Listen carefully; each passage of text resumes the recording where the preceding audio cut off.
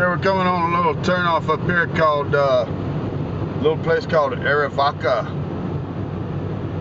Arizina has got a little saloon action going on over there. They got a joint called the Cow Palace where you can get a big old cowboy steak or hamburger or whatever you want. Good food. The road to Arizina cuts off and goes on out to a wilderness area. It leads down to this place called Sassabee, Arizona, which is right on the border.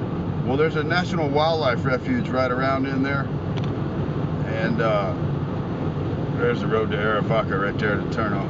But down there across that wildlife refuge, people used to come across the border right there because they knew that the Border Patrol could go out there and search that area, but they could not take a motorized vehicle off of one of the trails. They had to stay on the trail because it's a wildlife sanctuary, and because what it is, wildlife, it's protected land. So in order to catch people sneaking across, you had to get on foot and go catch them, and I guess nobody wanted to do that, so they try to catch them when they come out of there. You know, a place full of canyons and stuff. It was a safe place for them to cross, and there used to be quite a bit of it going on over there, but it's not. I've talked to a lot of people down around Bisbee, Arizona, and what they got down there is Sierra Vista and Fort Huachuca, and they say that it used to be real bad down there. And I know in Bisbee that's where they train a lot of Border Patrol officers, and they do they got helicopters and all kinds of resources down there. But there used to be quite a few Mexicans cross right there and, you know, look for rides up into Phoenix so they could go to other places in the USA. That's basically what they want to do. Just go places where they know people and they already have jobs waiting on them, you know, whatever, whether it's agricultural or whatever.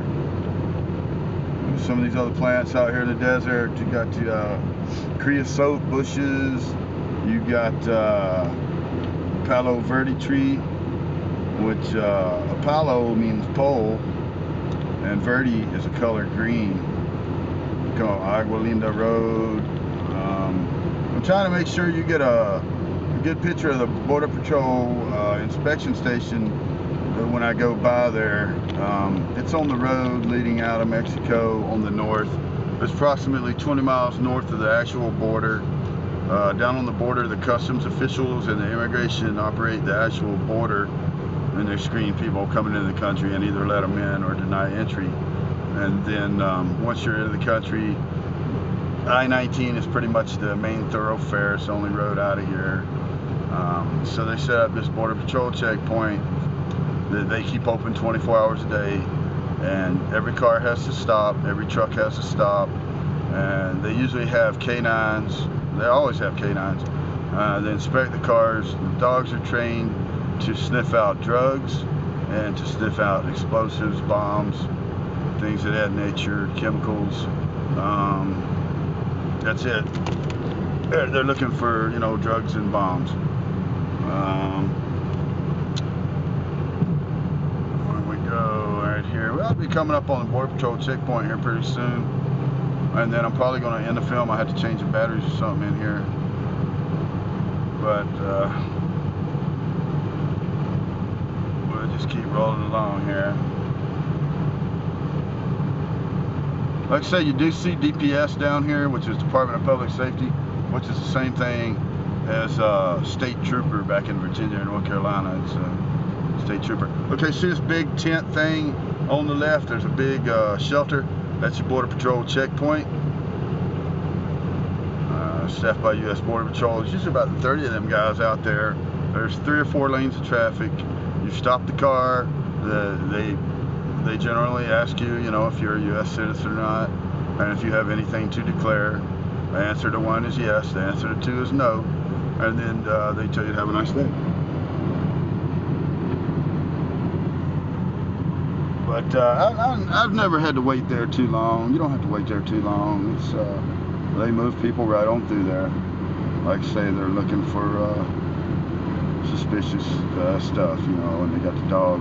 Once the dog sniffs your car and everything, and, you know, you pull up there and greet the gentleman. I always greet them, the people that are working there. How you doing today? You working hard or whatever, you know. And like I said, they usually ask me, you a U.S. citizen? And I go, yeah. And I always approach with the windows down because I got window tinting on, and they have to look in the car and make sure, you know, there's nothing in there that looks weird or suspicious or anything. They flag you on through. There's some of the terrain out there to the left of me. It's pretty rugged, very inhospitable.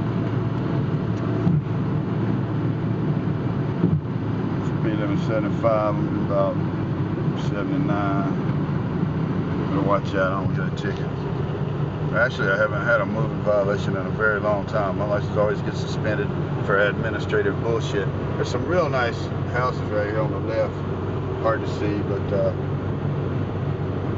you know, people have built out here. They have money, and it's funny because you see so many Anglo people or white people, and they come here and, you know, they're retired. They come here. And not just down in this area, but especially in this area, I've noticed that there's a lot of segregation between white people and Mexican people. Lots of it. And, you know, it's not until you can understand each other's cultures until you can learn to get along and prosper together, which is what you should be doing instead of trying to cut each other's throat. Now, like I said, it's my opinion that the governor is racist and the new law is very racially motivated. Period. And it's also a problem with class. It's the haves and the have-nots. The lady that's the governor of Arizona, she's one of the haves.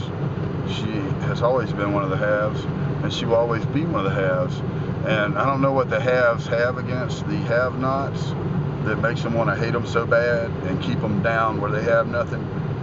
But that's the behavior from my impartial observation. When I first got to Arizona, I worked in a furniture factory. One of the first regular job I had. Wasn't a good job, regular job. And I worked around a Mexican named David, or in Spanish that's David. But Dave was always telling me about, you know, this guy racist state, the whole state racist. And, you know, he turned out, you know, little by little, you know, over the years, I figured that, yeah, he's right, you know.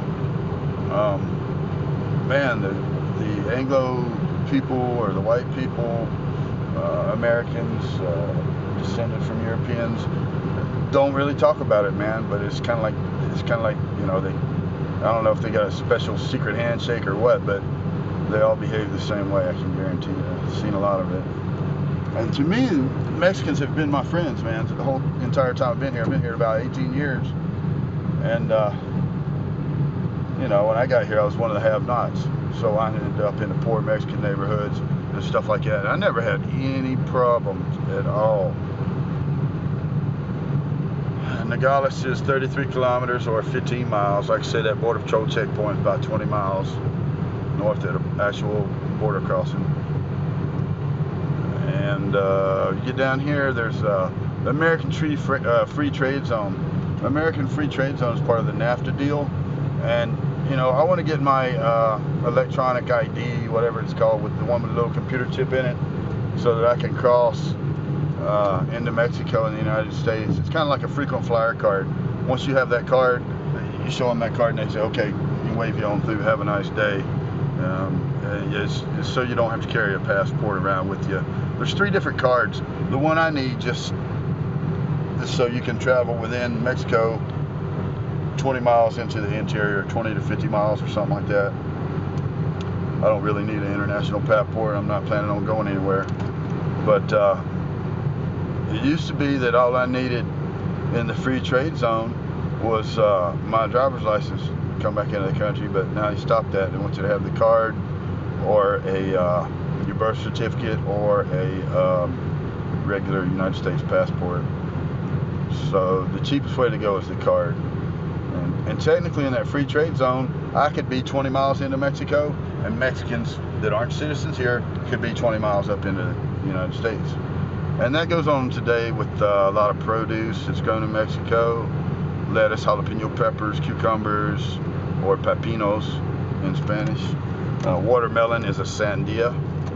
Onion is a cebolla. Jalapeno peppers, they just call them chilies. But there's a lot of watermelons and cantaloupes, melons grown in Mexico and brought to the United States, especially to Phoenix. It's very interesting stuff goes on in Mexico. Like in Nogales, I know there's lots of factories. Some of the factories down there manufacture medical, I want to call it equipment or supplies or disposables. Things like catheters, those bags of saline solution, the rubber bags, the little rubber tubes that they use in the hospital. A lot of that crap's manufactured right here in Nogales, Mexico, just across the border. They can manufacture it there cheaper and import it in the United States, which is where it gets used. We got all the hospitals and stuff over here, you know. So,